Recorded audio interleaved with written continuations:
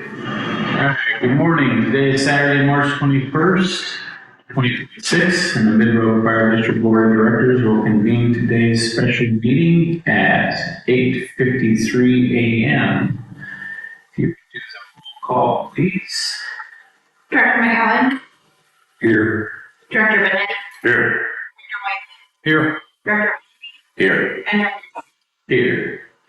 Staff, Cassie Austin is present. All right, we will begin the interview process. And we get our first candidate. All right. Well, thank you for coming in today to interview with us. Like I said, we'll be recording this to show full transparency to the public of our process. And we will have 4 questions, and they are multi-part questions. And as each individual will ask the 4 questions from you, and then at the end, we'll have time for you to ask some questions. We were allotted 30 to 45 minutes, so don't feel pressured. And do you have any questions before we get started? Just want to thank you for allowing me to be here today. It's a pleasure. Thank you. Yeah, you're welcome. All right. So do we want to start down at the end with? We'll start with me. Oh, we're starting with you. All right. Director. Morning, Bill. Good morning. Again, it's a long question. I'll ask the question and you're welcome to ask me to rephrase the different parts. Walk us through your understanding of the history and the evolution of the local fire service and on the what key events, decisions, or community expectations should an executive director know? And how would you use that history to guide strategy and board relations today? Excellent. Is it possible that I answer those and then we go down? Correct. Treating them as separate sub-questions?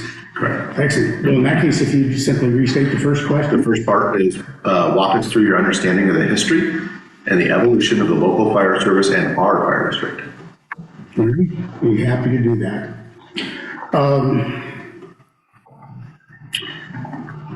Fire service started here locally with Grants Pass, which is it's well over this one, actually one of the earlier fire departments in the state. However, for most of their history, they did not service outside of the city limits. And so rural fire protection, very much following the pattern of the rest of the state, started in a few enclaves, including out in Williams, the Illinois Valley, and Wolf Creek, where you had the special districts system allowed for fire districts to be form a tax base, elect a board very much like yourself, and service those areas. However, in a very unusual twist of historical events, there was a family that lived south of Grants Pass that started purchasing fire trucks on their own and delivering service in the late 50s, I believe. I was an infant at the time, so I don't remember it, but that's the history of it. And that, of course, was Grants Pass. We're almost familiar with them. And they served the area for many decades. And while I personally didn't feel that their service level was very high, I did, especially after working alongside them for many decades, as I had the opportunity, we'll get to that later, learn to respect them as individuals. That was a noble thing they did, and they did the best they could. However, as a repercussion from that, there was no appetite in the area for the voters that had put in a fire district. And I think that did put the area behind. And then I have to inject myself as part of a group of local firefighters that did impact the story moving forward, where in the late 70s, there was well, I remember there was one particular newspaper article. It was actually clear back in 1976. And I was a local firefighter at the time. And it was critical, very critical, of the situation around Grants Pass in the area that basically is the Mid-Road Fire District's service area right now. And that area was served by Grants Pass Rural. And so in a discussion that actually came out of a chess game, but that's getting into too much detail, we had been working for a while on trying to see what it would take to get a fire district on the ballot. And there was no appetite politically or even within the public that we could discern. So we realized that if we could basically fight fire with fire, if we started a private company and delivered a better service, at the time, the insurance industry would reward individual property owners with lower insurance rates. That system still works to some degree, but actually is falling apart to a large degree also. The disconnect between the quality of local fire protection and insurance premiums is now run more on a national scale, but back then it was very local. And we realized that if we could target a higher service level that was recognized by the insurance industry, we'd have a financial incentive for people to support improved fire protection. And that worked to a degree, to enough of a degree that we started Valley Fire Service, it went into operation in June of 1979 and operated up until it was sold to a national company, the Rural Metro Corporation, in 1995. So it operated for 16 years, and during that period of time, I was considered, if you will, an owner-operator of a private fire department. From that time on, after that Valley Fire Service operation was purchased by a large national company that delivered community fire protection, I stayed on as an employee of theirs and retained my position as fire chief and stayed there until I retired from Rural Metro. Actually, be 3 years in April that I retired. That's the structure, a very brief overview of the structure. I think what's really important is to give a little context of what was really going on in terms of service delivery. And this is one where it's outside of my family and my children. This is one where I'm extremely proud of the role that I played personally. I didn't build anything I'm about to talk about, but I also didn't mess it up, and I was part of it. I was there during the process, and in fact, at times was allowed to play some key roles. And that has to do with going back to when I mentioned that Grants Pass, along with a lot of the fire service, if you go back into the 70s and 80s, would roll up to their border and stop.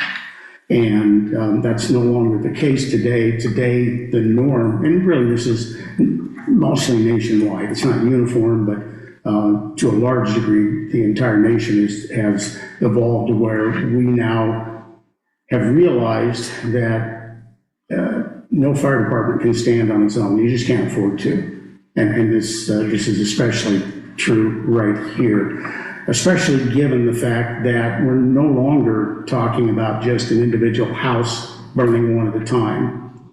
We're in a situation where we're seeing a type of fire that didn't exist when I joined the fire service clear back in 1972 when I started as a volunteer. There was forest fires, but the type of fires that were running through communities, as we've seen even locally here, if you go back to 2020, that devastating level of fire didn't happen.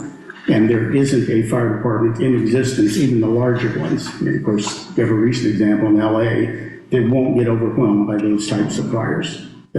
So I happened to be on the ground floor starting as a volunteer. I started as a volunteer in Central Point.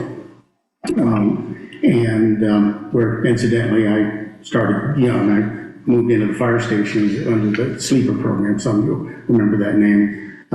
When I turned 16, with my parents' permission, and I'd chosen it as a career right away. At any rate, back then, as an example, Central Point did not have mutual aid with Medford, or at least nothing resembling automatic aid. Now, I can't claim because I was a volunteer firefighter that I knew all the nuances, but I knew in action that we would routinely jump over Medford and we'd go help out Ashland. The city of Ashland would call us, but Medford never called us, as an example. And of course, what's now the Del Rio Vineyards. It's a famous fire that burned when Rogue River pulled up and stopped at their border, which is right on the edge of the Del Rio property. And there's many, many stories of that nature.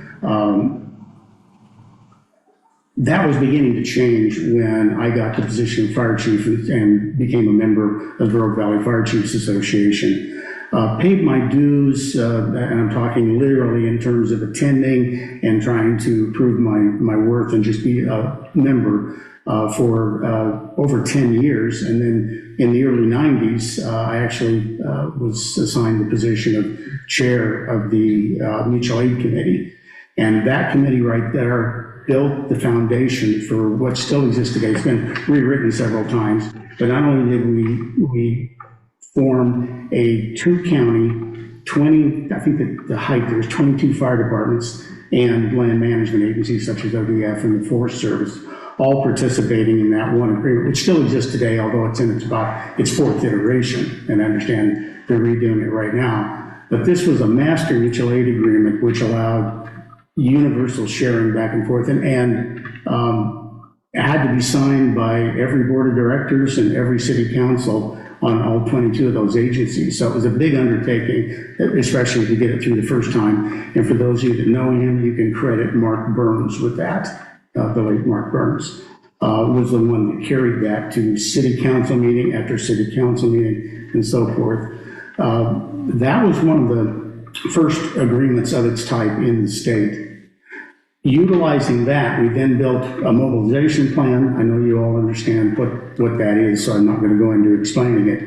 That mobilization plan, of course, includes the current Strike Team Task Force system, which is of immense value to the Rogue Valley, and the incident management team, which I had the honor of being the incident commander for the last at least half a dozen years of my career. Those two items right there and the cooperation behind them and the interagency training it led to, and I'm sure many of you participated at some point in the 2-county annual exercises where we exercised the Strike Team Task Force system, the mobilization plan. It's the difference that has made. We had probably the best local example of its value was Hugo Road. So if you remember that fire, right at 99 acres. Unfortunately, there were 2 structures lost, but I absolutely guarantee you without that system, there would have been neighborhoods lost. And in fact, I credit a good share of what went right with that to somebody that's sitting here right now. Tom played a key role when he was designing the division for what was the most threatened neighborhood at that time, just as the task force from Jackson County was rolling in. They were assigned to him, and anyway, it was as far as I'm concerned, a successful story, although, as I said, unfortunately, we did lose 2 structures. The potential there was much worse. Unfortunately, even with this system in place, I view the whole thing as still being extremely fragile. And of course, every time we manage to pull a rabbit out of our hat, I'm talking about the global fire source within the Rogue Valley, we instill confidence that we have everything under control and don't need more resources. So we become enablers of a sort. But be that as it may, that's one of the things I love about the fire service. Cut back our budgets, and this is universal, public and private. Cut back our ability to operate. In other words, we lose our funds. I've never seen a fire department that didn't do the best they could with what they were left to work with every single time. So I've always thought, you get us down to 1 bucket, and we're going to give the best service we can with that 1 bucket. So I'm also proud to be a part of the whole industry. That probably over answers your question, and I'll stop and let you have it. No, I appreciate your answer to exactly your question. So, very good. The other part of that, and I'll read it in its entirety to the end. What key events, decisions, or community expectations should an executive director know? And how will you use that history to guide strategy and board relations today? Okay, can you read it one more time, please? Okay, the first part of it is what key events, decisions, or community expectations should an executive director know? And then it goes on and says, how would you use the history to guide strategy and board relations today? Okay, I'm going to interpret that as there should be an extreme familiarity with the story I just told as an example. And of course, we don't live in the past, we live moving forward. So you'd have to add to that. I'm looking at the person you hire, getting this position, and wanting to help you move forward.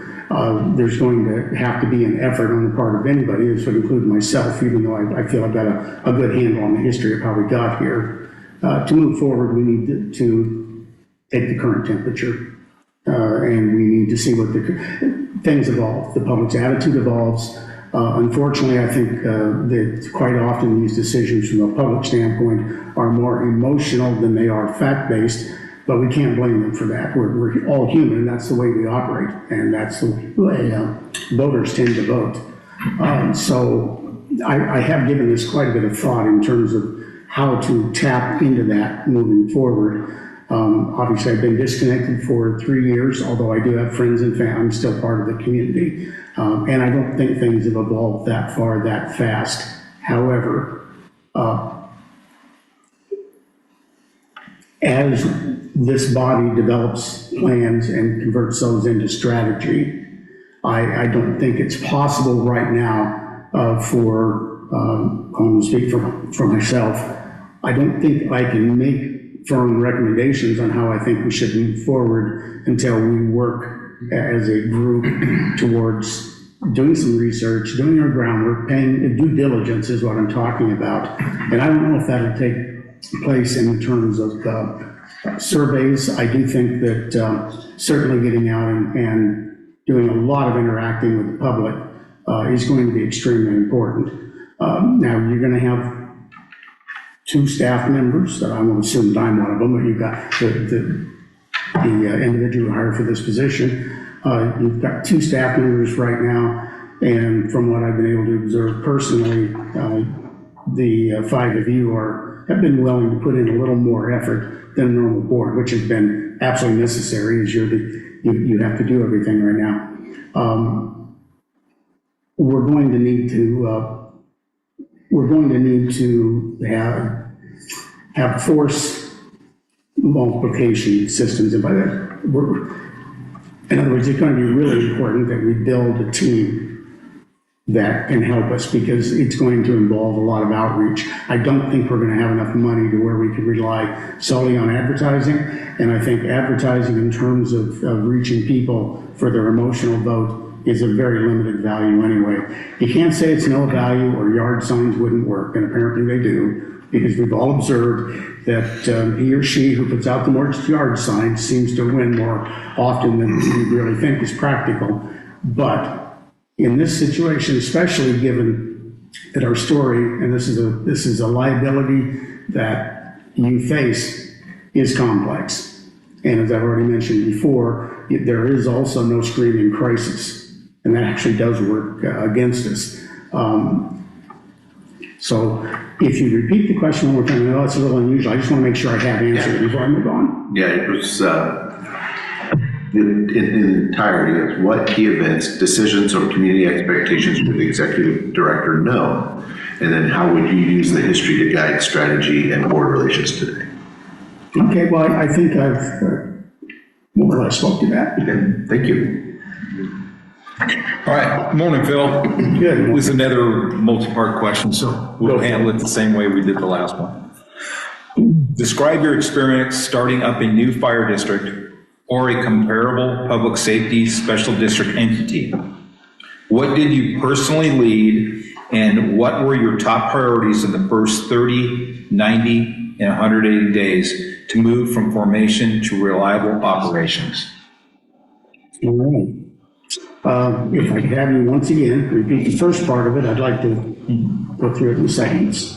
Describe your experience starting up a new fire district or a comparable public safety special district entity.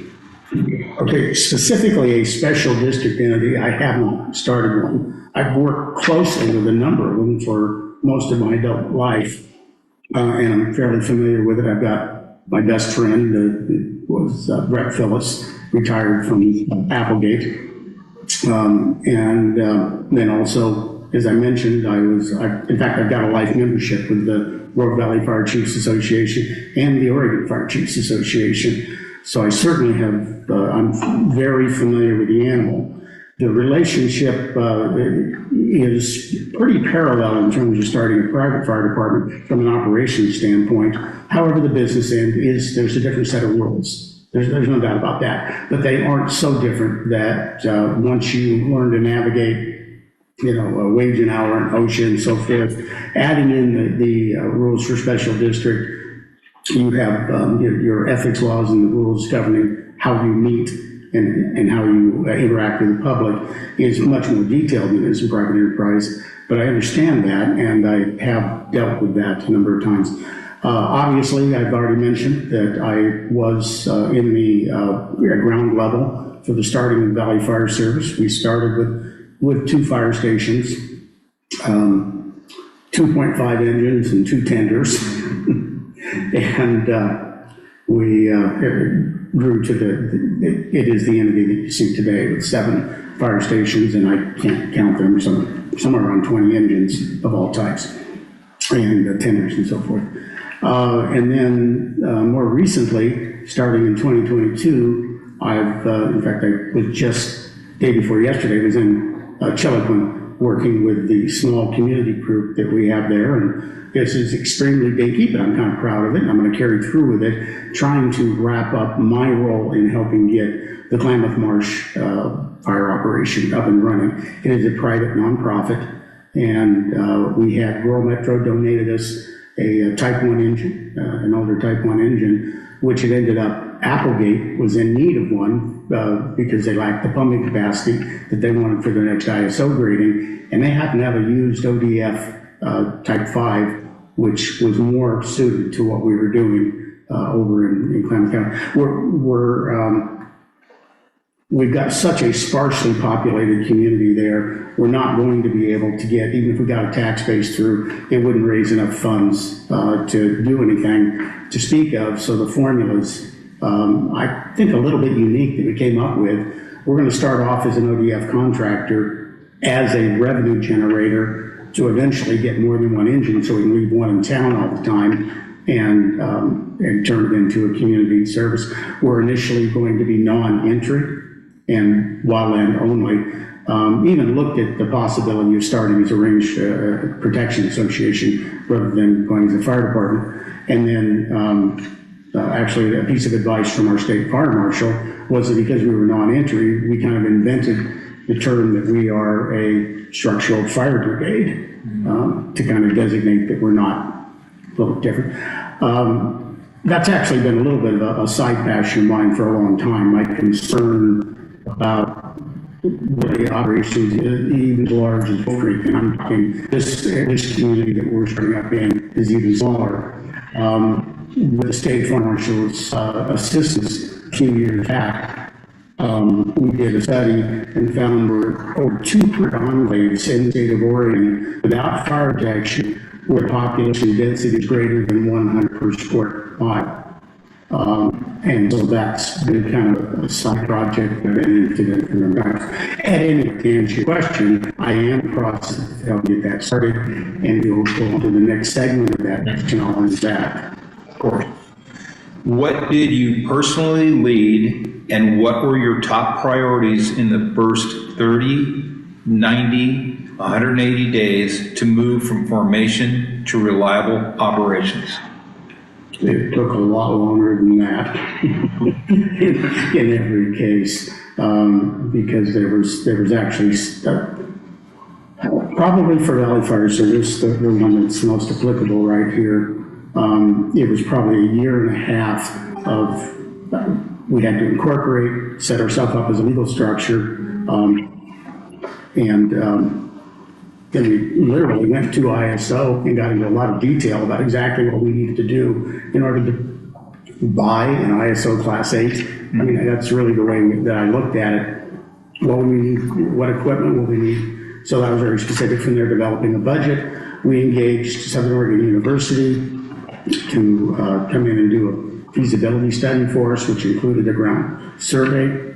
And all of that, of course, wouldn't be applicable in this situation. I was letting you know that why it took us a year and a half.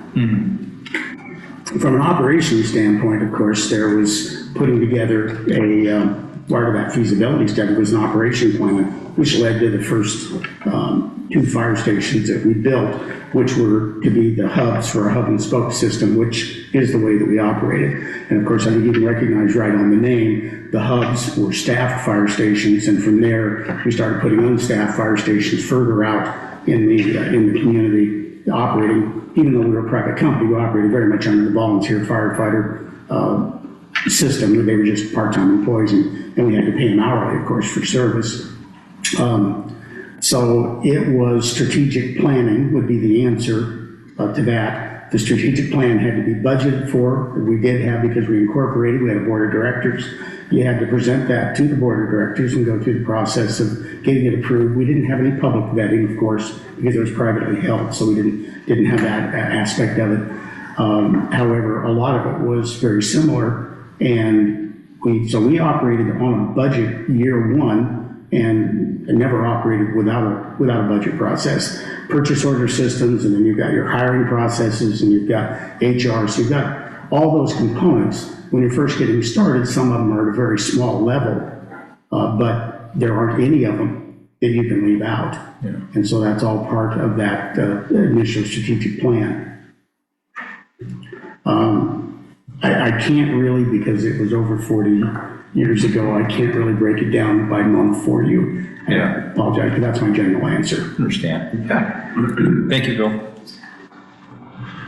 Well, good morning. Glad to have you here. Good morning. I have your third question, and this is, again, multi-part question. I'm happy to go over it. So creating a sustainable tax base for an unfunded district. Question is, this district is currently unfunded, and it needs a new sustainable tax base. Walk us through how you would develop, communicate, and implement a funding strategy from financial modeling through community engagement to successfully approval of the responsible rollout. Okay, well, once again, I'm repeating something I said in the previous answer. I don't have the answer. I have a framework in mind that I would be prepared to propose should I get the job to work with this body on to get those answers. But the framework is what I think you're actually asking about more than the specifics. In other words, to get one detail out of the way, if we're going to ask for $1 per thousand, I have no idea right off the top of my head what I would recommend right now. But I know how to build a team and lead through a process that works towards those answers. Okay, and so backing up then, well, with that said, we have been on the ballot more or less a similar situation for the same area twice before. In both cases, and I'm afraid I didn't check, so I'll just try to be a little conservative here, but in both cases where we've been on the ballot, it failed, but in both cases it failed by less than 500 votes. We also had a number of things working against us, including the fact that I believe we had about 45 days. I might be wrong, it might have been, double that, but it was no more than that. It was a really tight window between when we got the green light to start. We knew that we were going to be on the ballot, and that it was in May, and we just weren't successful. But interestingly enough, we failed by roughly the same amount we failed probably a decade and a half earlier, first time it was on the ballot.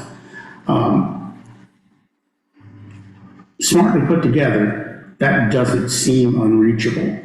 That gives me some confidence that if we can really communicate, because I firmly believe we have a story to tell, we have a mission that's noble, we have something that the public really needs, and I can't blame them for not knowing that at this point when it's never really been rolled out properly.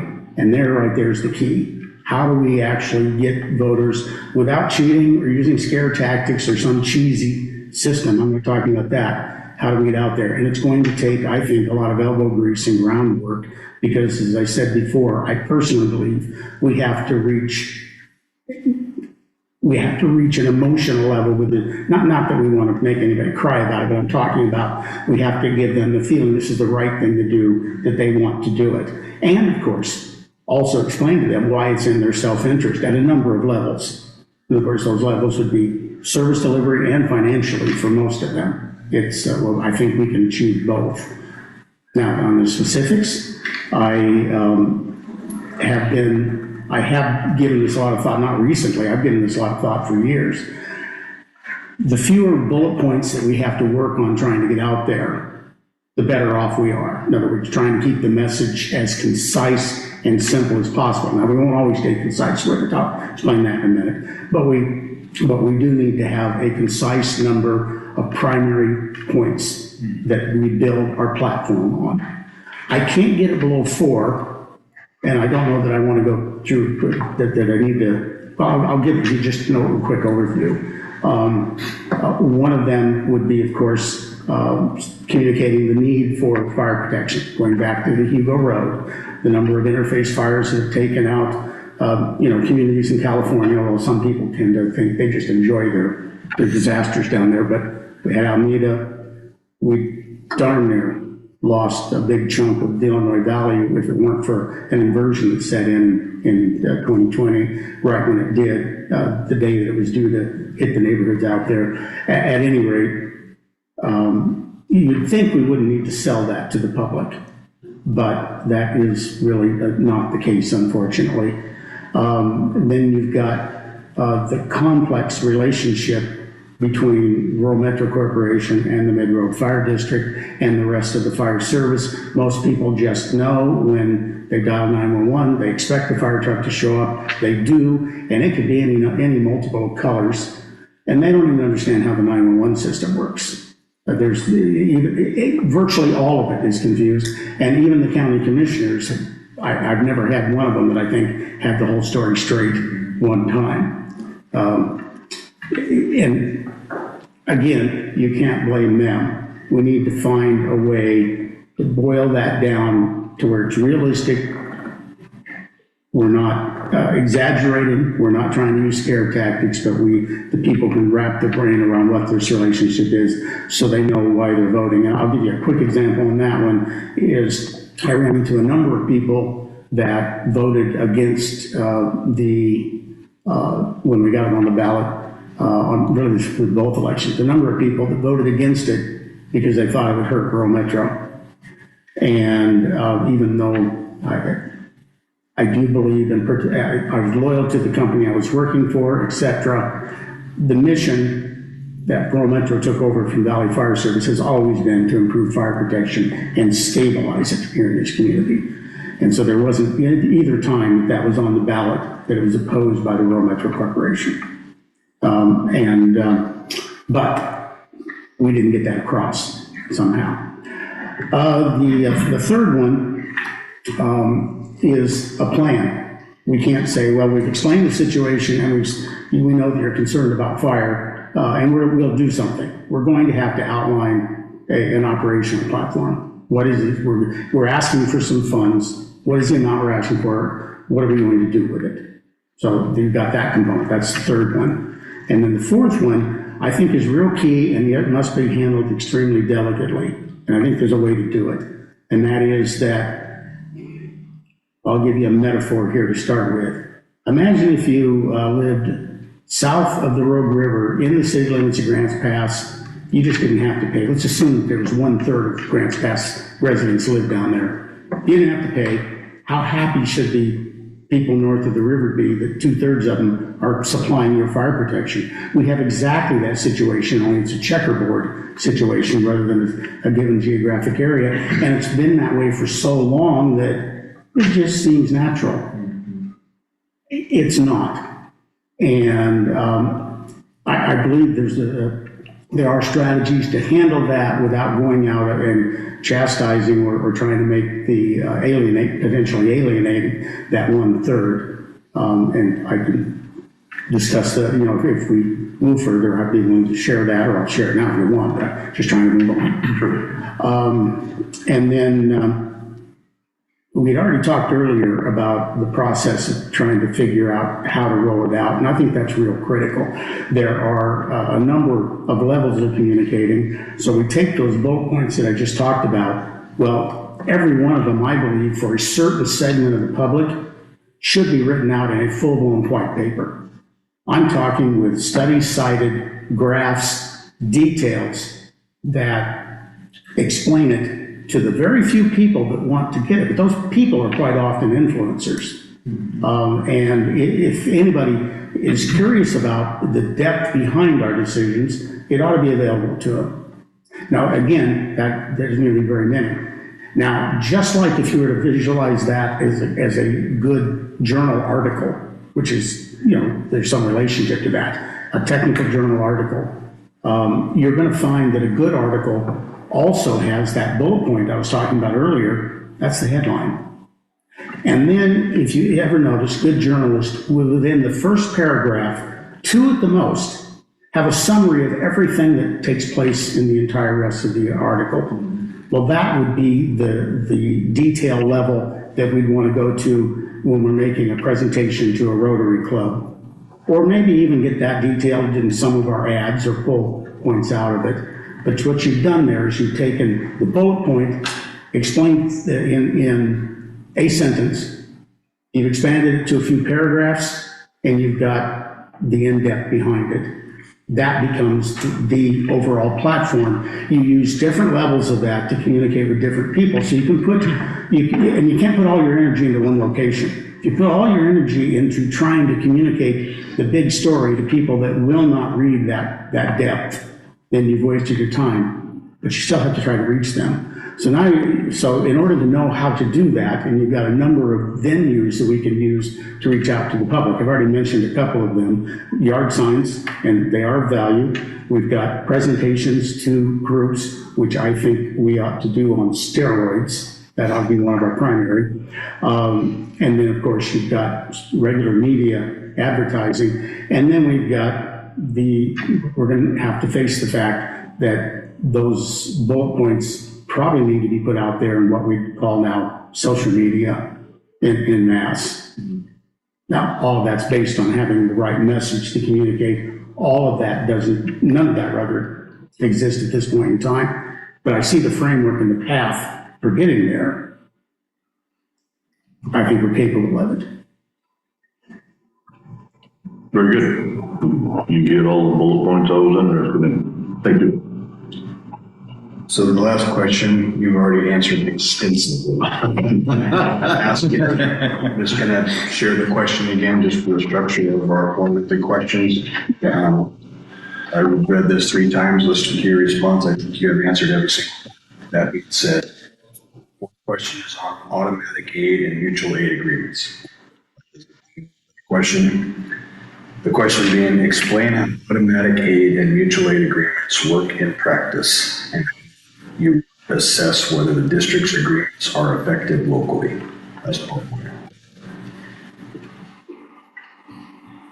The second part of the question, what performance, cost, liability, and operational factors would you evaluate, and how would you strengthen partnerships while protecting the district's service standards? All right. I think I could probably expand on that second one in particular, but just to make sure, would you read the first one again? Explain how automatic aid and mutual aid agreements work in practice. I feel you spoke to that extensively already. Okay. And how would you assess whether the district's agreements are effective locally, which I think you have spoke to very directly as well. So that's the first part of the question. The only thing I would expand on that is I do think that the person in the role that we have right here has a responsibility to vet that. We're all fairly familiar with the local fire service, but we're talking here about the fact that we've taken what you as a body have accepted as statutory responsibility for delivering your service. I have the utmost faith in the contractor that you're currently using to do that, but I really believe in the trust but verify portion of it. So there would be actions taken to monitor that as prudent representatives of the public to make sure that we do hold them accountable. We don't want to assume that going forward.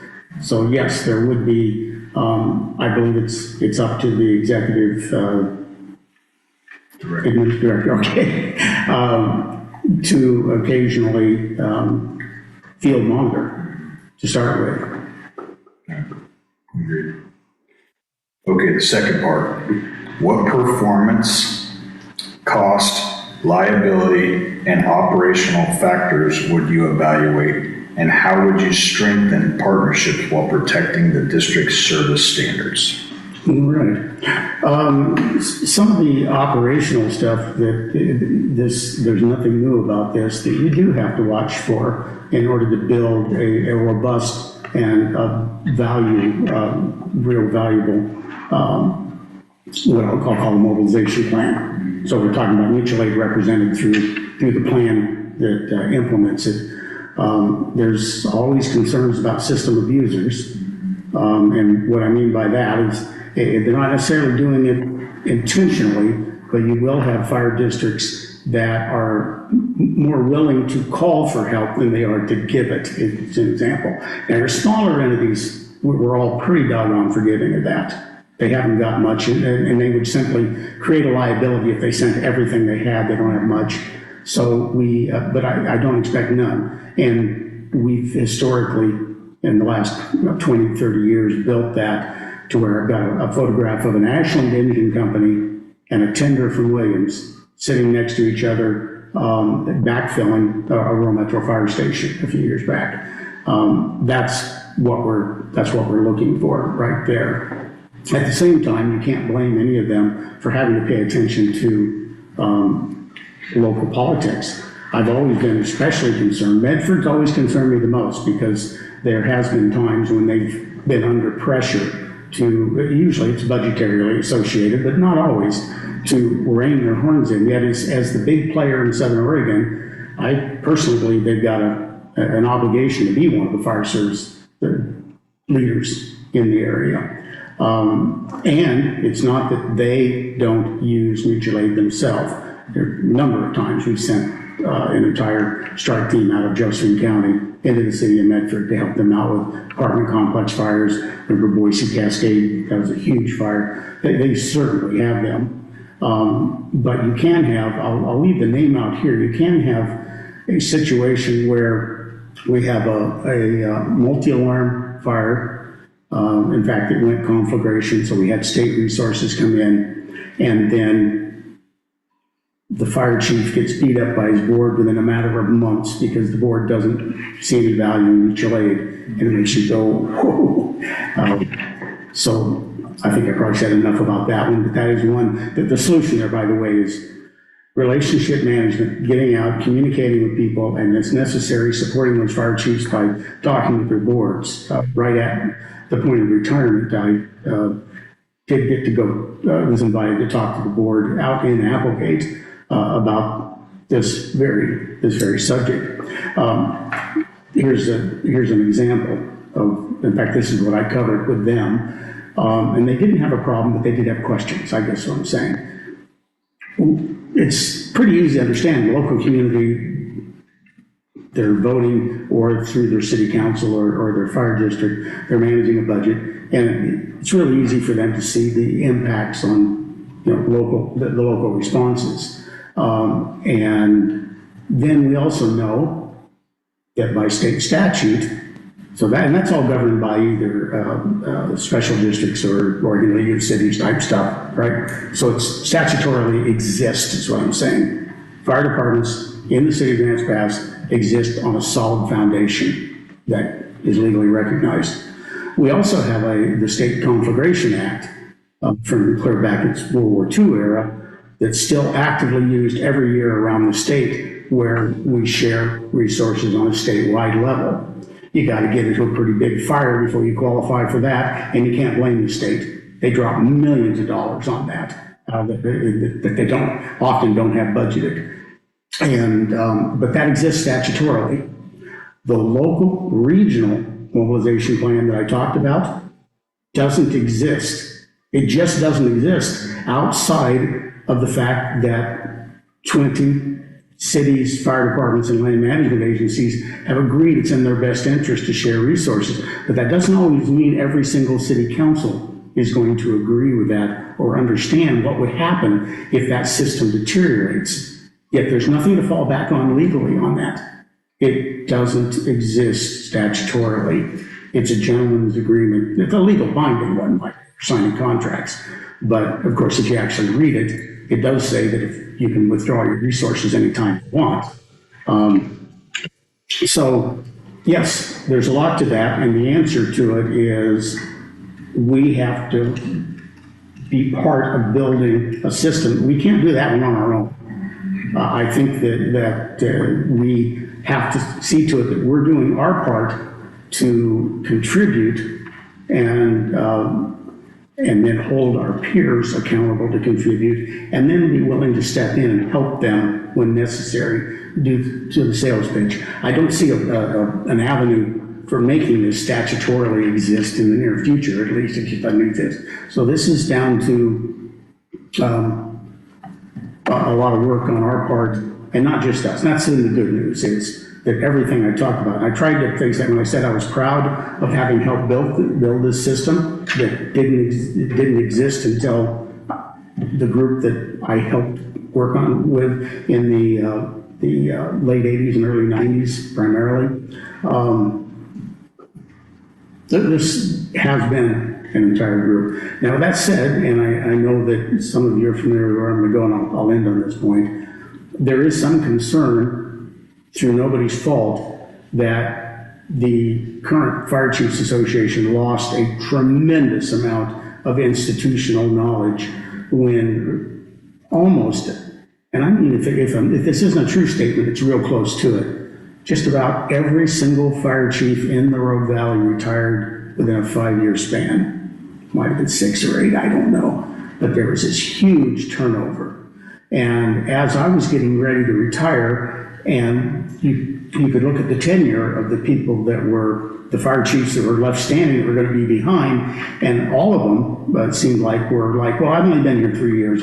It's too early. I need to pay my dues and stick around longer. And I went and did several visits in offices throughout both counties, specifically to say, yeah, I'm sorry, I understand, but you have to step up. And besides that these were all really good people. They were capable of it. They just were trying not to be arrogant, and no, we need you. So there's vigilance is required even once these systems are built. They won't maintain themselves. I would add that OSFM would absolutely love to legalize, inform, or in contract how the road and implement throughout the state from the mutual automatic aid response. That is agreeable to hear. Okay, I have no other questions. All right. Well, with all the questions, we thank you for all your answers. Thank you for your time today. Is there anything else you would like to ask of us? Oh, I could spend the rest of the day doing that. I will cut you short. We're running close to the time limit. So, and out of respect for that and the fact that should I get offered the position, there isn't anything I can really ask that would alter my answer to being offered. I'm a team player. Whatever groundwork you have, I have faith in your ethics and the way that, just watching the way you've structured it so far, and my prior knowledge of many of you as individuals, that I'd be honored to help develop these strategies we're talking about and move this forward.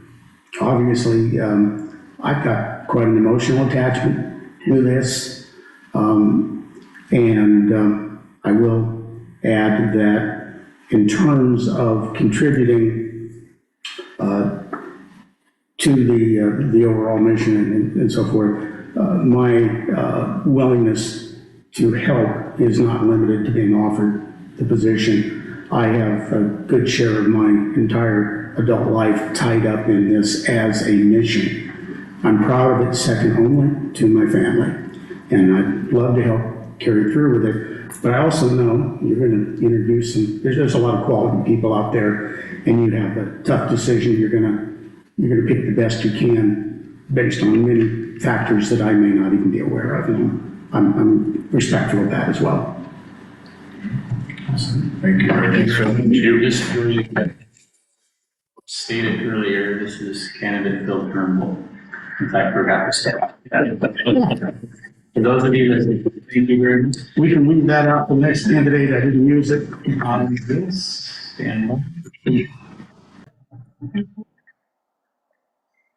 All right, good morning.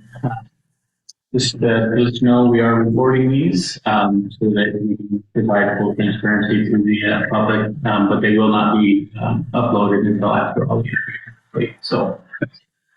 All right, so we have with us candidate Brendan Rigaud, sorry. No, that's fine. The D throws me off. Sorry about that. We have about 30 to 45 minutes for you. There'll be a series of 4 questions. There are multi-part questions. And then after that, we will provide some time for you to ask questions of us if you'd like. So if you're ready to get started. Yeah, that sounds great. Thank Start you. with Director Owen. All right, Brandon, my question covers topics of local fire service and district history. I'll read the entire question. It's informative, and you're welcome to ask me to rephrase parts of it. So, walk us through your understanding of the history and evolution of the local fire service and our fire district. What key events, decisions, or community expectations should an executive director know, and how would you use that history to guide strategy and board relations today? Excellent. Well, I think the history and evolution of the fire district and particular in Josephine County is very unique. So kind of back into my experience here and how I've gained that knowledge. So I spent 13 years working for the city of Grants Pass, working my way up to firefighter to battalion chief, and leaving that in 2024. During that time, I worked really closely with the county rural metro as the primary mutual aid partner, and really learning a lot about the history and kind of evolution of how fire protection works in Josephine County, not just obviously with rural metro and the unprotected areas of which are now covered by Mid-Road, but also the other mutual aid partners with Applegate, Williams, Wolf Creek, Illinois Valley, and some of the other vendors or companies that existed during that time, such as Grants Pass Rural, Inland, and some of those other companies back then. So I ran into Phil on the way out, and we were kind of chatting about when we were working at Hillcrest, and we had some binders or scrapbooks there, and I was reading from back in the 70s when Rural Metro was created, and the thought process behind that, which, to formulate a fire district and to talk about how do we protect these unprotected areas that have no fire protection. And the intention was never to have a for-profit fire district, right? But was really to have a placeholder until a fire protection district could be formed. And I think that's a really relevant key piece to this because it drives to where we are today, which is not every home has fire protection services. And so about 70% of the homes have a contract with fire protection, and 30% aren't, or unprotected, or kind of rely on somebody to come when they call 911. Maybe they pay for something, maybe they don't, or maybe they'll cover it on the backside. And I think that when, as a mutual aid partner, that was always something very unique to us because, working within a municipal department, we were just tax funded, we'll respond, no problem. And so as we talk about the history of that, that's really relevant to know because that means that people have been for a long time essentially getting fire services without really the understanding of how they've been getting those fire services. And as fire has changed, the fire landscape has changed. And even the time that I've spent here, we've seen the wildfire and wildland urban interface fires in approaching communities. I spent 2 weeks on the Slater fire as a task force leader in that area. We've seen the Taylor Creek. I spent time on Taylor, Klondike. We've seen those fires burn in these communities. And then we've grappled with, okay, well, these areas aren't protected. Now we have OSFM sending resources in. Those have all impacted and changed the way that fire has been thought of in our communities. Then not just that, but also our day-to-day operations of responding to our community for help. So our day-to-day medical aids, traffic collisions, structural fires, and other calls for aid. I think the evolution comes from the need that it's an unsustainable business model or unsustainable model, that you can't have 70% of the folks have something and 30% have unprotected, because we're not providing the other services that a fire district renders, fire inspection, prevention.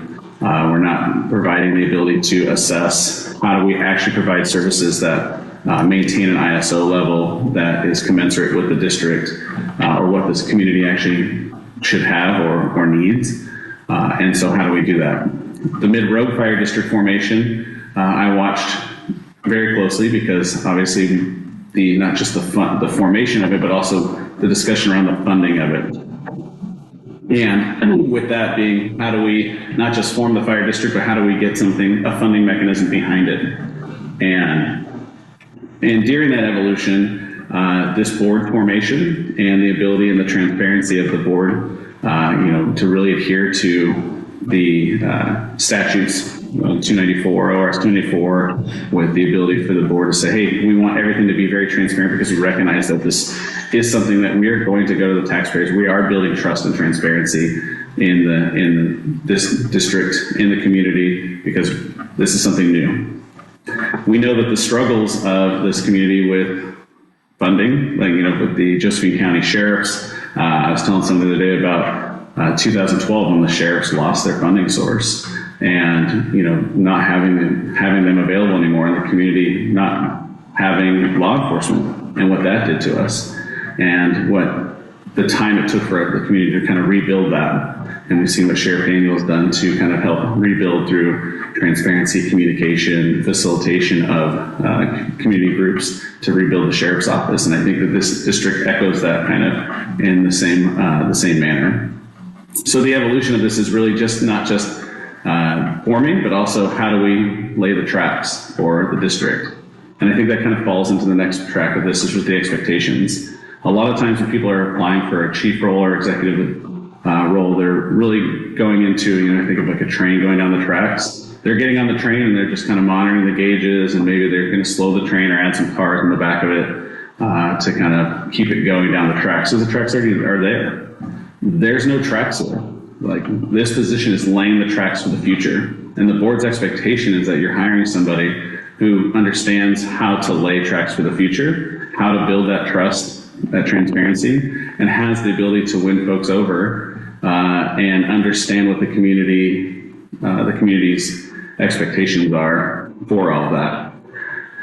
That's not to say that that's an easy feat. I think that that's going to be a challenge for any person coming in because there's not institutional knowledge for that position. There's been no fire chief for the county. There's been no position that's been, hey, this is how we should do business, which means that there's a lot of greenfield opportunity to really decide how this looks and identify how we work with our mutual aid partners. How do we work with the state, ODF, or the Oregon Department of Forestry?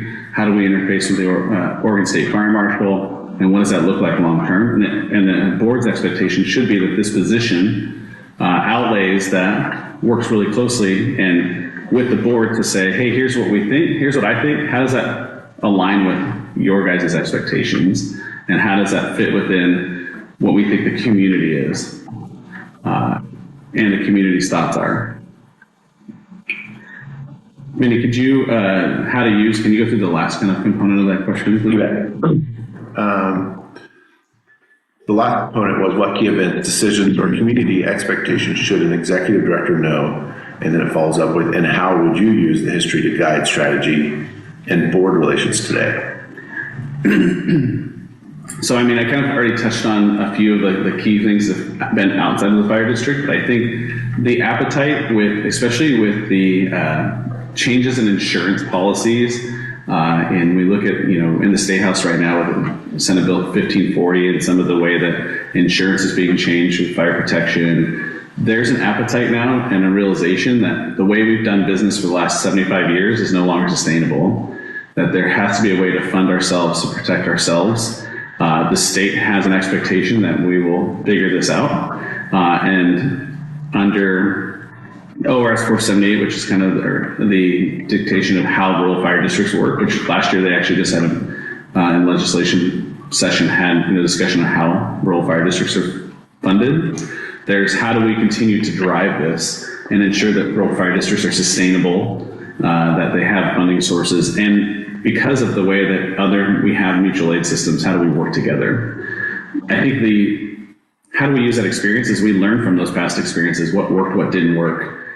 We know that going in and saying, hey, we need this much money because is not the right route. And the board knows that.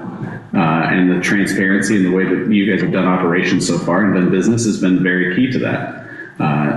With the way that the board meetings have been televised, the way that we've all the publishing of the documents, it's been to the T of how a fire board should be running and the district should be running, and that's important because any sort of visualization that it's not being done above board is going to erode public trust very quickly. And in this community, that's not positive, right? There's no room for error there, and this position is the figurehead for that.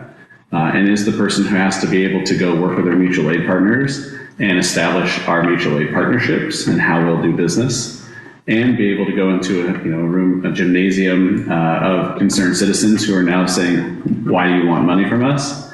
And convince them or get them on our team to do that, and then be able to go somewhere else and switch modes again. And I think the board's expectations of that should be in alignment. Thank you. All right, Brandon, the next question, and it's multi-part, so I'll read you the whole thing, and then you ask me to repeat any part you need. Describe your experience starting up a new fire district or a comparable public safety special district entity. What did you personally lead, and what were your top priorities in the first 30, 90, 180 days to move from formation to reliable operations?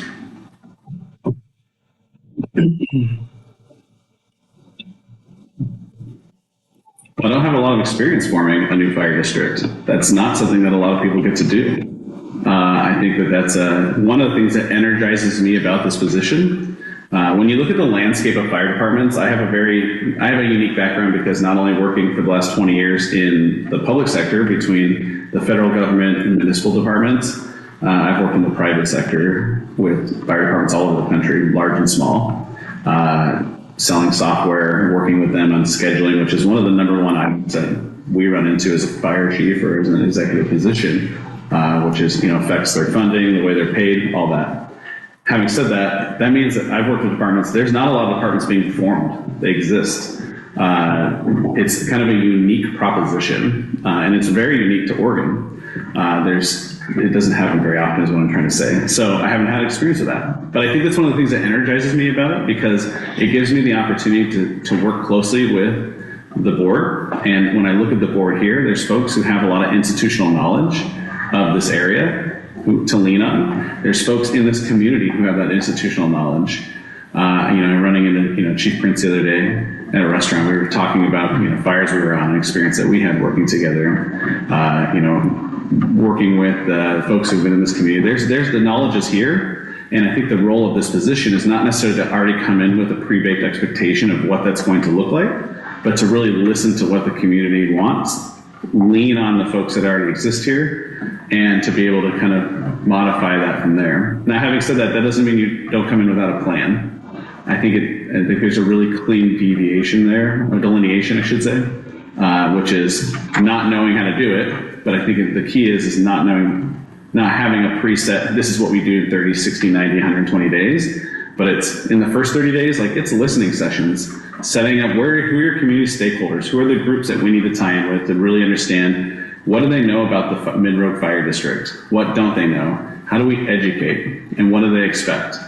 I think the first 30 days is all about that, meeting with each board member, understanding your background, your expectations of this position. That's the key, one of the first key pieces. Next is meeting with your mutual aid partners and your other cooperators. So when I say mutual aid partners, we talk a lot about other fire districts, right? And I've already mentioned all the other kind of in Josephine County. But also, we also need to meet with the sheriff. They have a stakeholder in this. Emergency management. I've talked a lot about urban interface fires. That's one of the #1 risks to this community, is that. So meeting with emergency management, meeting with the Josephine County commissioners, and working closely with them. The stakeholder groups are also your community groups. So meeting with the community groups and reside within there, getting their understanding. And again, a lot of times it's listening initially, because there's confusion. There's not always a clear understanding about what is this. I see rural metro fire trucks driving around still, but then now there's a Mid-Road Fire District. What does that mean for me? What does that change for me and my family? Especially in this time right now, right? Everybody's getting squeezed from every direction. And now we have this Mid-Road District. Now you're going to ask me for more money. I've already paid for this. This already exists. Is this broken? And so you need to have a clear understanding and listening. Once you have that, then it's a compiling of that. So the 90-day plan is compiling those listening sessions into a plan. That plan is not something that's solidified. It's not in stone. It's a very moldable and malleable plan that is, hey, here's kind of what I think we should be doing. How does this sound? Working with you guys, again, individually and as a group to say, how does this kind of fit into what your vision is? And that could be saying, hey, I think we should continue down this path, contracting for this amount of time, or hey, let's start looking at grant options. We are now qualified for this grant. And in my experience, I've had experience, obtaining grants. When I worked at the last grant I helped with was with the Oregon State Fire Marshal on obtaining the Type 3 engine that the department has. And so looking at grants, getting those for the department, and trying to work through that. And then the 180-day plan is really to help drive that and more solidify that plan, knowing that going back to the stakeholders and saying, here's kind of what I'm thinking. How does this sound? What don't you like about it? What do I need to modify? And you're not going to make everybody happy. You're not, that's just how community works, but that's where that collaboration piece really comes in to make that more set in stone for that. The energizing part of this is that personally leading this is an opportunity to do something from the ground up. And I already kind of alluded to my train analogy, which big train guy. But laying the tracks for where this is going long term. And this is, when you think about operationally, in my experience, a lot of my experience has been very operational. But when you look at long term, this role is setting somebody up for the next 10, 20, and 30 years. And when you look at the history of where this county's been, there's already been folks who've set the precedent for exceptional service with what we've had. The opportunity is, hey, we can't get this formed. We created, for instance, Rural Metro, who provides exceptional service to this community. The community is very proud of Rural Metro, and rightfully so. They do a very good service for this community. And is formed has operated as a county fire district. Now, we need to set the precedent for where we're going in the next 20 years, and this position gets to do that. That's where I think the personal responsibility for this position is to continue to do that. So again, I don't have the experience doing that, but I have the technical knowledge and the domain expertise to work with folks to do that. And I think the really big piece here is there's going to be skeptical people. And because of my private work experience in technology, we're always selling. And as a salesperson, there's skepticism in the room, right? I come into you and I'm selling something. And a lot of times in software, I'm selling something that maybe costs more money, is something to change. It looks like you have an iPhone. Maybe I'm trying to sell you an Android, right? You're like, I'm kind of an iPhone guy. I don't really want that. And so I'm trying to sell this to you, and I have to give it to you in a way that's really key. And I think of it, I use an experience I had. I recently went to Yonkers, New York. I don't know if you guys have ever been to Yonkers, but it's right next to New York City. they're New York folks. They're a little, different in the East Coast. And the local 628 president came in, super excited. We're building out their scheduling software, and he comes in, and I don't really do accents, but he's like, I'm like, hey, it's really nice to meet you. I'm really excited to be here. And he goes, hey, it's really nice to meet you. I hope you enjoy Yonkers because you're not going to be here long. I said, oh, really? He said, yeah, we don't need you. I said, okay, do you want to see the software? He's like, nah, and walks out. Cool. So we continue to work for the next 3 days. We're 8 months down the line now, and they're nearly implemented completely. They're happy, like we're getting there. That means that we have the perseverance to continue to work through that. That has to be like, it's not just, oh, well, that guy doesn't like us, we're out. Sorry, we tried our best. And this position is going to require a lot of perseverance, a lot of that. And I think the ability to win folks over, to understand like that approach didn't work. Let's modify that a little bit is really key to that. And that's how I think this board should expect this position to operate. Great. Thank you. All right. Welcome, Brandon. Glad to see you today. Third question, creating a sustainable tax base for an unfunded district. The question is, this district is currently unfunded and needs a new sustainable tax base. Walk us through how you would develop, communicate, and implement the funding strategy from financial modeling through community engagement to successful approval and responsible rollout. Just to summarize that, Randy, develop, communicate. Can you get to the last part in a second? Develop, communicate, and implement a funding strategy. From a financial modeling through community engagement to successful approval and responsible rollout. So I think one of the really unique things that, because I've had a really cool background in the fire service. I started in Colorado. I went to California, working for the Forest Service with the federal government. Was able to fight fire in 18 different states, and then came to the city of Grants Pass, which is a municipal department, but as everybody knows here, there's the stability of tax funding in Grants Pass has been a unique thing there with the levy and staffing levels and all that. So I have a lot of experience with that, kind of understanding how do we fund this department? How do we continue to sustain that? How do we convey that?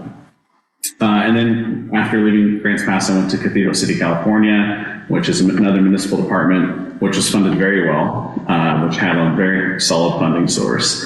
And so I've kind of worked all over the place and seen that. And I was going to mention during my time in the federal government, we had shutdowns, we had funding freezes. So kind of a really wide experience with funding and kind of understanding that. Not a lot of experience working with Congress on funding though. Having said that, I think with funding in the city, we did levies, right? We had a levy, and every so often we had to fund that levy. And so I participated in a lot of political action committees. And so I got to see kind of behind the curtain on how do we communicate with folks? How do we build a coalition of community members to educate? How do we understand who do we need to convince for that, to develop? That is one component. And so communicating and developing.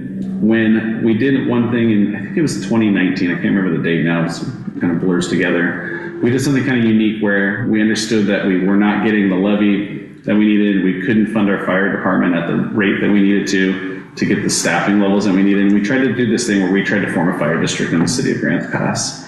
I was on the political action committee for that. And we went through, the city actually hired a consultant to say, hey, let's find out a way that, how much should we fund this fire district for? How much should we, how do we get that on the ballot? And what are the mechanisms to do that? They came to us and said, hey, here's your kind of mechanisms to do it.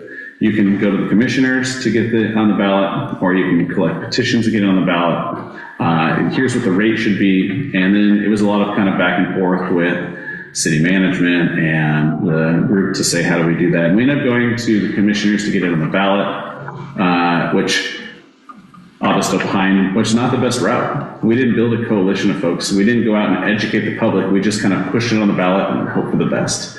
The political action committee did a lot of work on education, on marketing, And again, this goes back to sales, right? How do we sell this? How do we sell this to the group of folks? And we did the best we could. I met with the Rotary, we went out to the Kiwanis, we did all those steps. But it still was a very hard sell because essentially we were saying, pay more money for the same level of service. And that's very unappealing to most folks, myself included. Like, I was a city taxpayer, I'm like, why would I pay more money for the same level of service? So you have to be able to communicate in a way that says, not only are you going to be funding something that is new, but here's what your expectations should be. And here's why your expectations have been maybe misaligned or you misunderstood kind of how we've been doing business for as long as we have, the way we've been doing business. That communication strategy is not done in a silo, though. That has to be done with a group of folks. And I think there's enough community stakeholders who have an understanding. With the formation of this Mid-Road Fire District, there was a group of folks who were involved in it. And how do they get that across the line? With understanding and bringing that into it. So we need to lean on those that group of folks to do that, to communicate that, to understand the plan, and to develop that.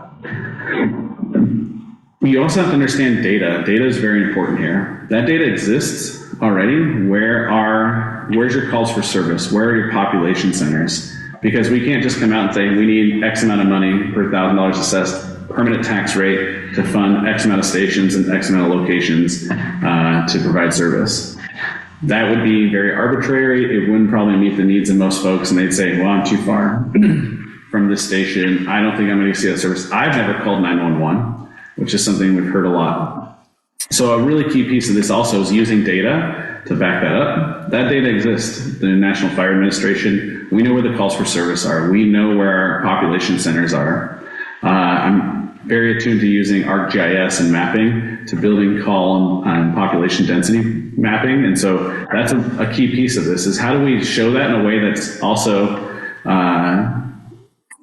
digestible by the community.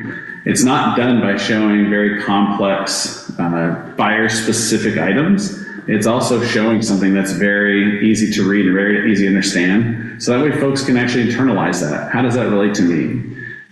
I don't know about any of you guys, but I've never had a structure fire at my house. My house is, I've been evacuated twice while I've been on, I guess I've been on alert for that when I lived in Colorado, but that's about it. Most folks are probably in the same boat where they haven't. So we need to make this something that's relatable to folks as well. And that's a big piece of the communication strategy. Once that communication piece is kind of like honed in, in the development of that, right, using data, then the implementation piece is a key component. And again, you can't come in and say, you won't be able to get it implemented unless you've done a good job developing and communicating that to the community. And you certainly won't be able to do it if you don't get it passed. And so we've seen that with the sheriff's office, with the library, with other funding mechanisms in the county. Same thing will exist here, and we need to do the same, is be very cognizant of our community's kind of taxing pressures. And so I think that's a really key piece here, is that we are very cognizant of that. Now, once we get something passed, the implementation of that is key. Is how do we get that? Where do we put those stations, locations? All that's done, consulting with our own data, working with our own group. We have enough stakeholders in this group and enough understanding in the community that can help us do that. Kind of backing up to the previous question, that experience is something that not a lot of people have, but it means that there's a lot of understanding and collaboration that's needed to go into place to make it work properly. The modeling and approach, though, I think are really the key piece. And there's already a ton of places and ways to go about this.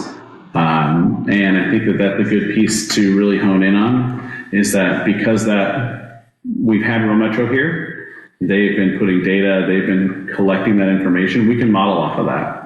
Because Oregon State Fire Marshal collects that exists. We know our mutual aid partnerships and how much mutual aid we receive and how much mutual aid we give. Those are things that we need to continue to, we can harvest that data and use that for us to be able to model that.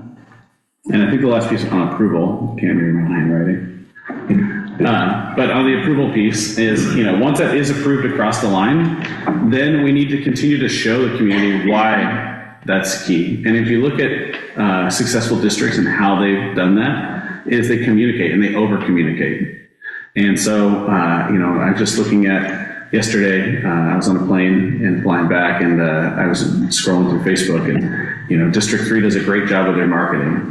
Rural Metro does a great job marketing themselves, and that's a key piece. Marketing never stops. Continue to market. Why? We are your fire department. We are your fire district. This is what we do for you. This is why it's important that we exist. Here's what we've done this week. Here's what we did this year. That needs to continue at all times. It never stops. And that's because at any point during the life cycle of an organization, any sort of appearance that you are not part of the community, that you are not engaged with that group, that erodes the trust, and it builds the appearance that you're not part of that anymore. I think that those pieces all kind of are the core components to how we get to where we need to go to get the funding source established to be successful. Good. Thank you. Thank you. Spoke to some of this already, but give you a chance to expand it. Opportunity. The question is around automatic aid and mutual aid agreements locally. The question is, explain how automatic aid and mutual aid agreements work in practice and how you would assess whether the district's agreements are effective locally. That's part one. Part two, what performance, cost, liability, and operational factors would you evaluate? And how would you strengthen partnerships while protecting the district's service standards? Repeat that one. Break it down. Thank you. Well, and so, I think kind of like to bring this back, we have talked a lot about auto aid and mutual aid, and no fire department in the entire country, well, maybe a handful, maybe live in silos, but for the most part, every department works in a mutual aid system in some form. My last department was in Riverside County. There's 10 million residents in Riverside County. We worked mutual aid super heavily. So there was not a single fire I didn't go to with Riverside County, Palm Springs, consistently. There's no fire in Josephine County that Rural Metro, Grants Pass, IV, we're all working together very closely all the time. That needs to continue. That's what makes this community successful and has continued to make the mutual aid system in Josephine County and kept our community safe. I remember 2 or 3, 4 years ago now, I don't remember, the fire off of, just right over here. Yeah, Hugo Road. And we had engines from all over Southern Oregon here. And nobody was assessing whether they had a subscription or not. Nobody was assessing any other components. There was just engines doing structure protection, doing evacuations, plugging in. And it works because it was pre-established, we understood, we knew who to call, the system continues to work. And that resilience is important for us because we are on an island down here in Southern Oregon. There's not a lot of other help coming here. It takes a long time for, we can get folks from Douglas County, from Klamath, but that's it. It's going to take a little bit more time to get additional folks here. And so that means that we need to stay between Jackson and Josephine County. We need to continue to manage that. And we're really good at moving resources between the two. Now, in practice, there's been modifications to that system, right? Whether we're ordering strike teams or task forces, whether we're doing type 1s, type 6s, type 3s, this is for structural, for wildland, and those will continue to modify. I think the relationship building is really key to that. And this position is all about that relationship maintenance and building and to ensure that our department is staffed also to continue to provide. We cannot dump our entire district either and by dump I mean unstaff our district to provide service to another community. And I think that when I first came to Josephine County, I remember hearing something once that has always kind of set with me and was like, well, we don't really provide a lot of mutual aid, or we don't really leave a lot because we're a user county, because we don't have a lot of resources. Well, most departments don't have a lot of resources. They staff to what their daily operations need. And when another community calls for help, they send those resources and they backfill accordingly. And so how do you build a culture in your department? How do you build yourself so that way you have the ability to backfill your agency, you have another agency who's going to come backfill you, and you do that through partnerships ahead of time, and you don't build that on the fly. There's no fire I've ever been to where you're trying to get there and establish who's in charge of this ridge or who's responsible for this structure at the fire. You just take care of it, we'll figure it out later. Something that Chief Lane Johnson told me once is, we'll do firefighter stuff first, and we'll figure out the business stuff later. And I think that's key, should always continue.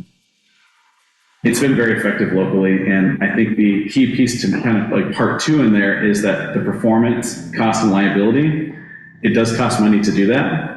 But we also know that other departments incur a cost to do that for us as well. And it's always a balancing act there. Can we send resources off our district, knowing that resources will come to our district? And so in 2020, I spent, I think, 20, 30 hours on the Alameda fire. There were resources there that we just, we had fires here in Grants Pass at the same time. But we sent the resources away because we realized that Phoenix and Talent, Ashland were burning, Medford was burning. We'll send resources there, we'll backfill us, and our entire department was at work. Rural Metro, their entire department was at work because we realized that there was an issue going on, and there was nobody in the state of Oregon and really Northern California that was available to come. It was going to take time to school folks up. And then backfilling from there, went to Slater and spent 2 weeks there. And I remember there were resources coming from Minnesota. And they didn't even have wildland equipment, giving out turnout boots, and they're stripping their turnouts to just the liner so that way they could get up the hill to put hose in. That's how the fire service works, and it's the most amazing organization ever because of that. But we need to continue to track the cost. We need to make sure that we're call balancing. And that's not just because that's important for our community, that's also a requirement through state law. We have to make sure that, ORS 478 is the statute that talks about why do we and mandates how we provide mutual aid, and mandates that we do balancing, especially with our auto aid partners. So in Grants Pass, our primary auto aid partner, but also Wolf Creek, Applegate, who we joined to, and Illinois Valley. And those areas, how do we make sure that we're balancing, that we're sending and receiving closely the same amount of resources, or the same amount of calls each year. We evaluate those annually. We meet with those chiefs. The Josephine County Fire Chiefs have meetings regularly. We continue to talk about that, maintain those. And I think that we make sure that our resources are also safe doing that. We do training through interoperability. We know that we need a resilient system to support that as well. And so that's a key component. And then I think the last piece, the kind of the elephant in the room here, is also the Oregon State Fire Marshal and the state mutual aid system. That's a key component as well, is being able to provide and receive support to other communities who are like ours, who have a wildfire threat, and we will have a wildfire threat in this community. It's not a matter of if, it's when. And this has been a very, we all live here, it's been a very dry winter. LaPine had evacuations this week. There's red flags in Klamath County. I don't have a crystal ball, but we should always prepare for, the worst. And so having those pre-established, being a part of those systems, being involved in that at a state level, at a county and an interagency level is key.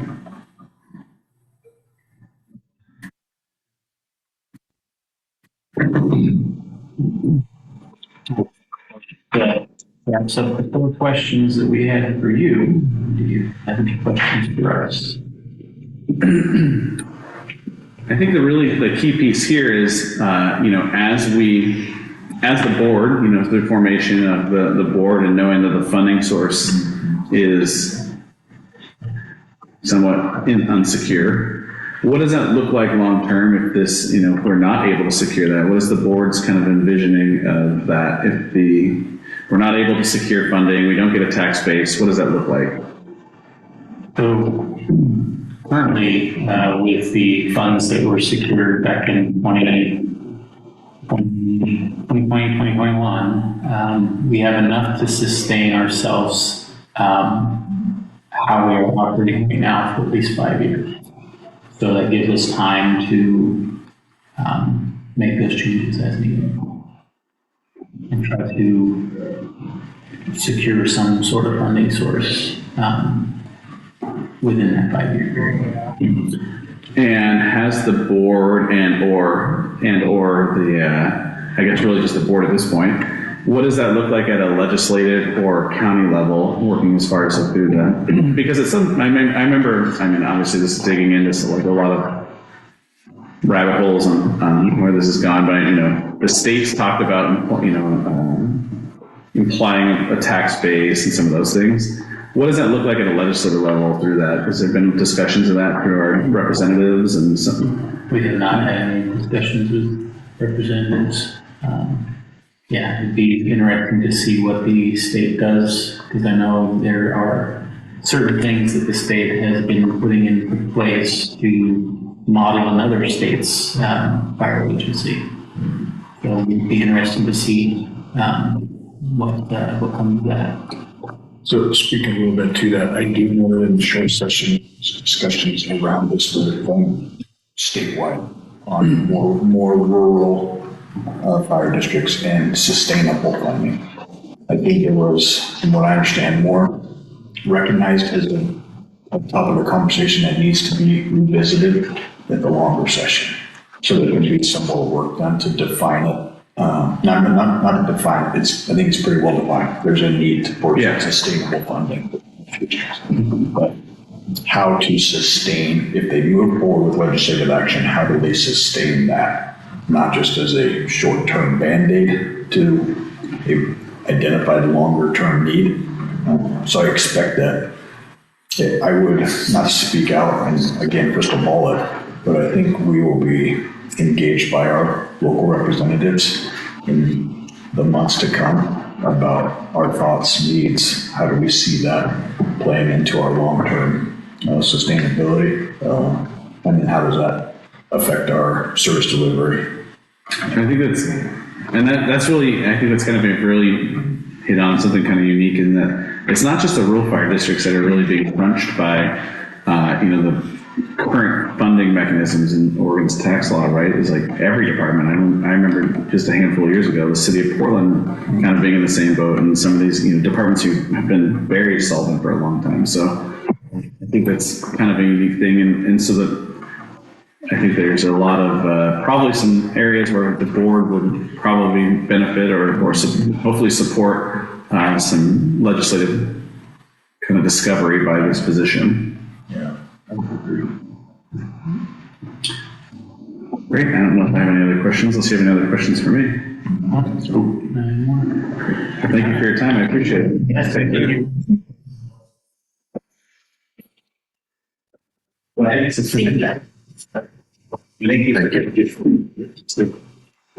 Good morning, Chris. Good morning, how are you? Good afternoon to Good afternoon to you. Sorry, good morning to us. Can you hear us okay? Yes, I can. Can you hear me? Yep, you're good. All right, well, thank you for putting in for this position. Just to let you know, we are recording this. It will be put on to our YouTube page later for full transparency to the public, so they know how our process is handled. So we will have a series of about 4 questions for you, and just for the record, this is Christopher Anderson, correct? Yes. Okay. All right. So we'll start off with Director Owenby with the 4 questions, and then after that, if you have any questions for us, we'd be happy to answer them at that time. We'll give you roughly 30 to 45 minutes for the whole process. So, are you ready to start? Yes, sir. Okay, there you go. Take it over, sir. Thank you. Just to clarify, so to us, if I look right here, we're looking at you, our TV screen's over here where you're actually at. So you're gonna see us looking off to the right to watch your reaction and see what you're doing. So just so you're not like, why are they always looking away from me? So yeah, there's a little difference with our technology here. So As he stated, this question is going to have multiple parts to it. I'll read the whole question in its entirety, and then you're welcome to have me rephrase, go back and rephrase it when you need it. Walk us through your understanding of the history and evolution of the local fire service and our fire district. What key events, decisions, or community expectations should an executive director know?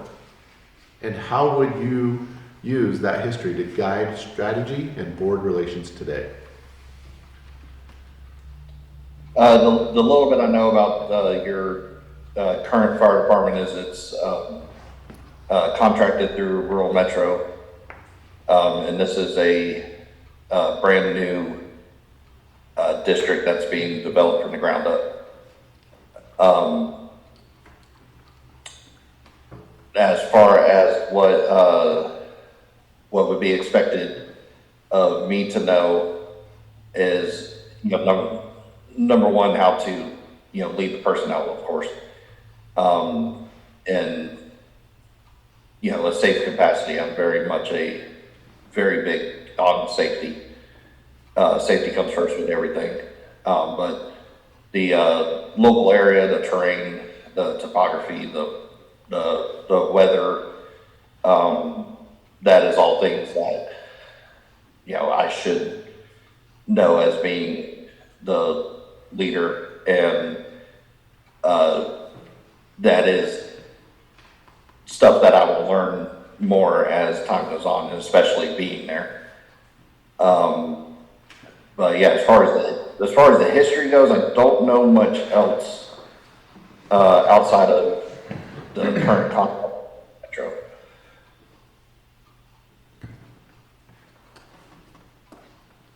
Okay, and part of that would be what key events, decisions, or community expectations should an executive director know? You did state that you would acquire some local knowledge of weather, topography, and whatnot. Looking more based on how would you use your history once you've acquired that knowledge to guide strategy and board relations? Well, the administrative aspect, the budget, the funding source, the local leaders, working with them side by side, and sorry, just being a team player and listening to input and making the best decision that is in the best interest of all parties involved.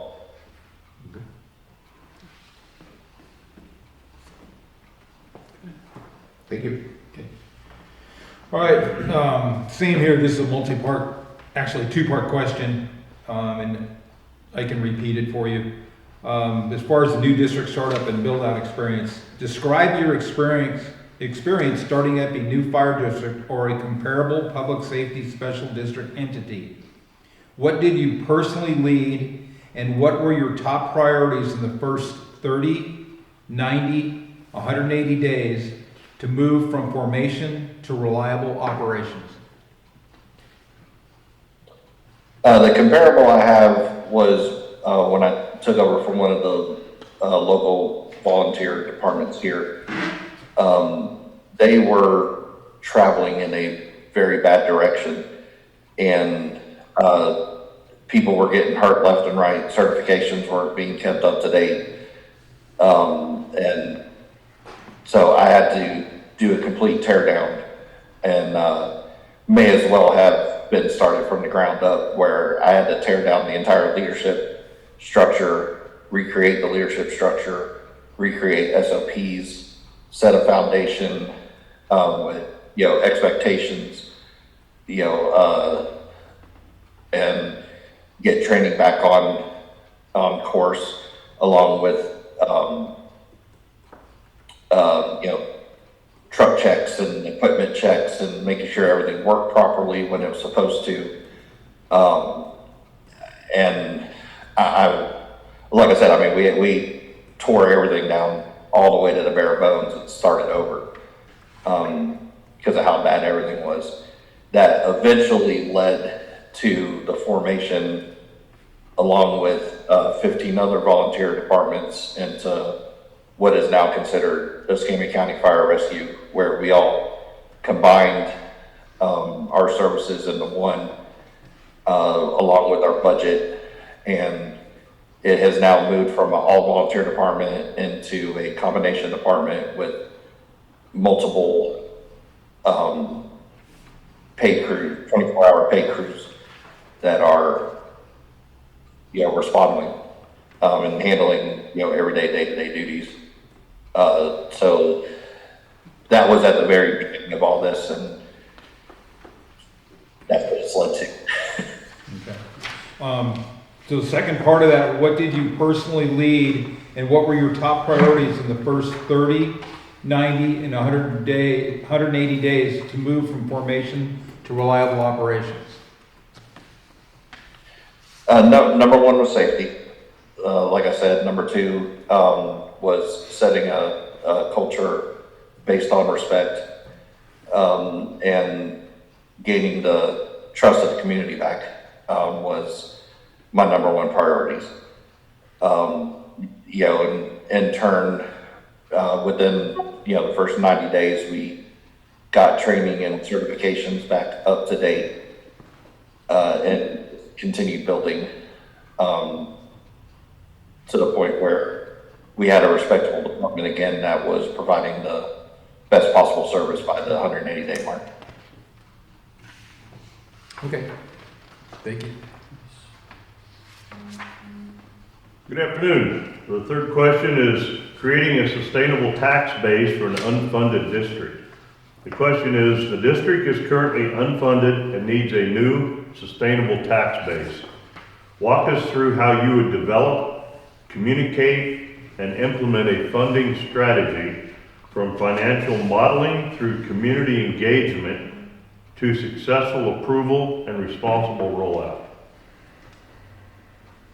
What we did when we wanted to create the unified department, we went from each individual volunteer station. We had our own individual budgets that were only through donations and fundraisings and going to local businesses and getting donations from them. To where when we created the one department with all 16 volunteer stations, we went to the local leaders and we got a tax on the ballot to be voted on by the public, which did get approved. And it was based on your, for residences, it was $75 initially it was $75 a year.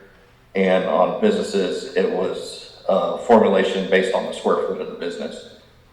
And then we also got a second measure put onto the election ballot, which they called the local option sales tax, which was a 0.5 cent tax added to fund our budget. So it wasn't based purely on just residents, it was also on, the visitors also helped with adding to our income budget. Okay. So how would you communicate to the public on implementing the funding strategy that you're thinking about? We held, or I would do the same thing where we would hold open houses at the firehouse where people could come in and see what we're needing. We could talk with them, put ad campaigns out. Back then it was the newspaper. Today it would be more digital, social media. And then also, get, speaking with the local political representatives and getting them on board and having them also campaign for this to occur. Okay. I think that's all that. Okay, Chris, last question. It's around automatic aid and mutual aid agreements. Explain how automatic aid and mutual aid agreements work in practice, and how would you assess whether the district's agreements are effective locally? Second part of that question, what performance, cost, liability, and operational factors would you evaluate, and how would you strengthen partnerships while protecting the district's service standards? Want me to go back and break that down, the first part again?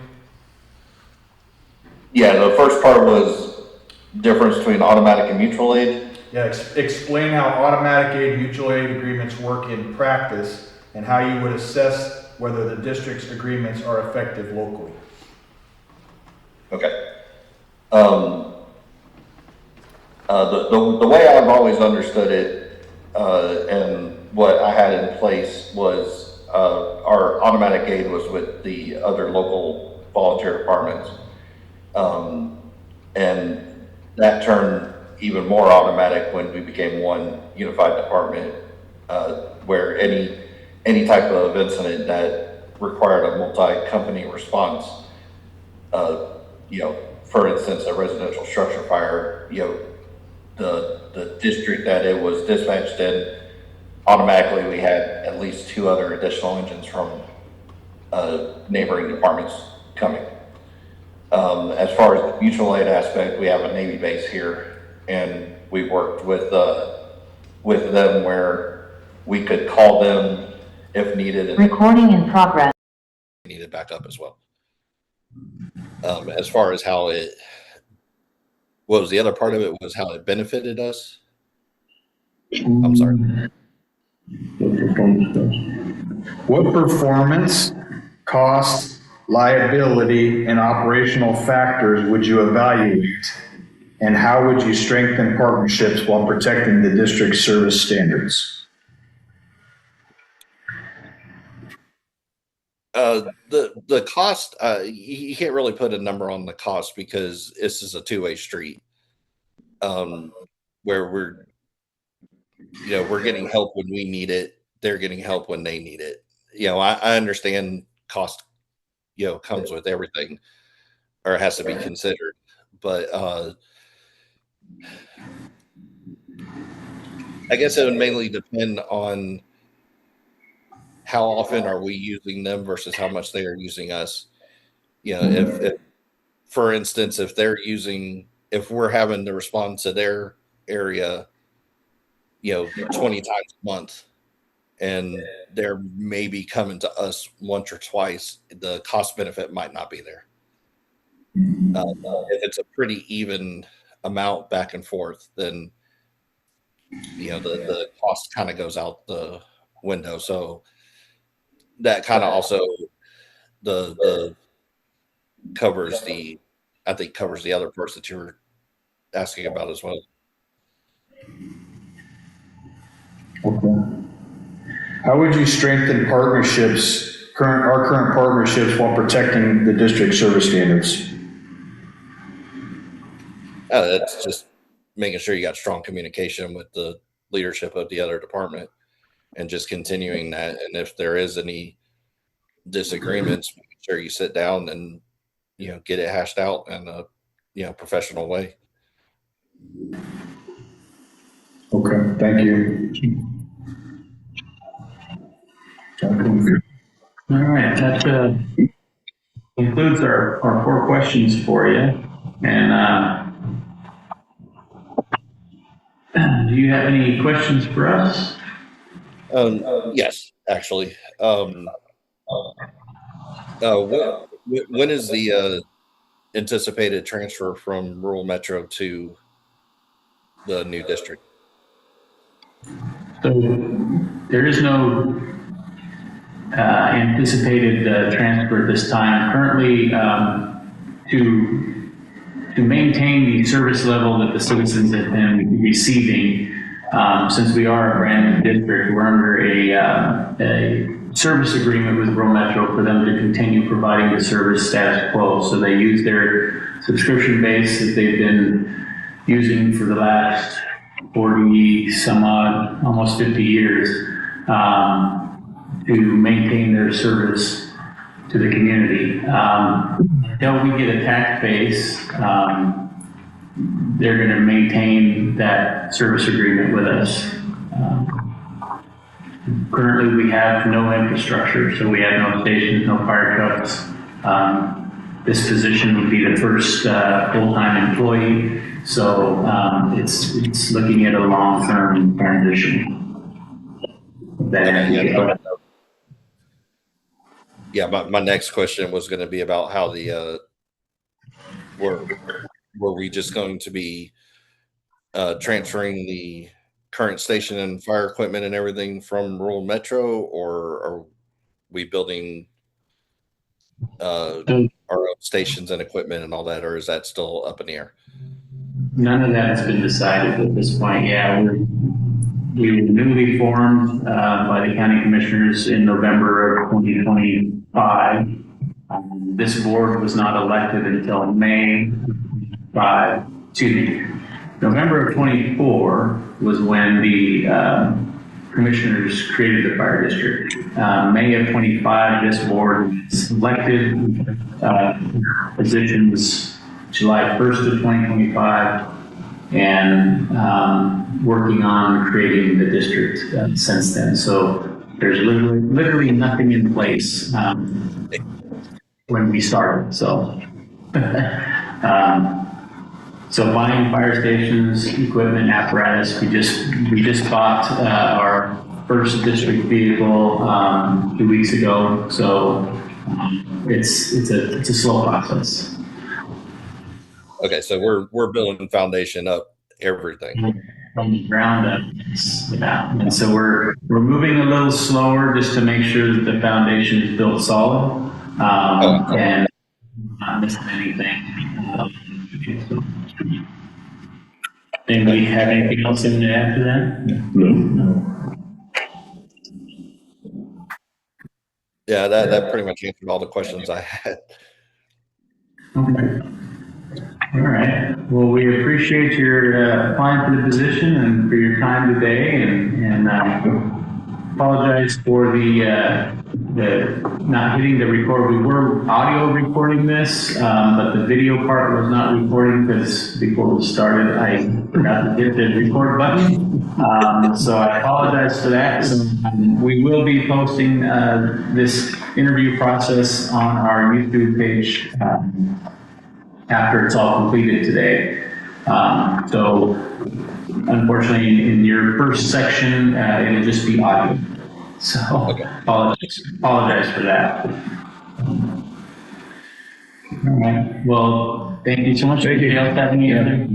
Thank you, Chris. Thank you. No, thank you very much. Have a good day.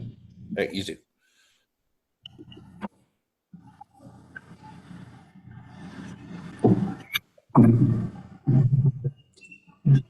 My recorder's off. Thanks, Sam.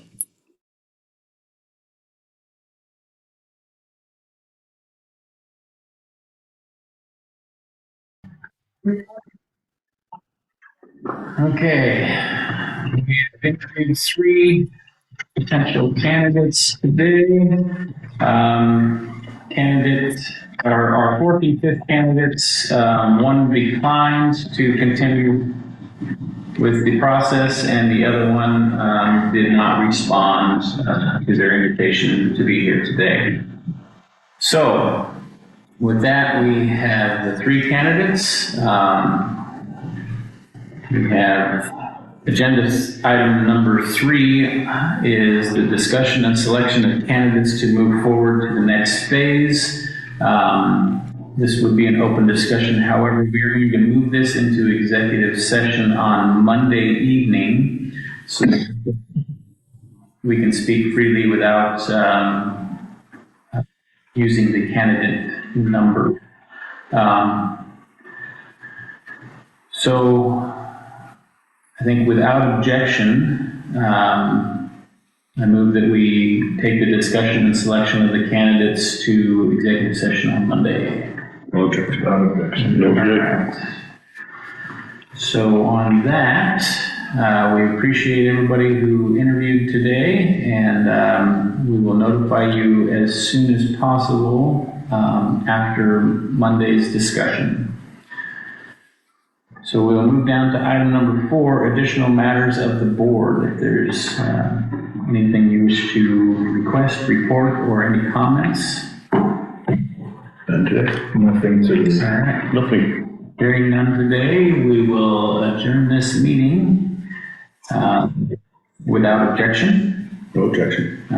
No objection. We will adjourn the meeting at 11:28 a.m. Thank you all for coming, and see you. 40.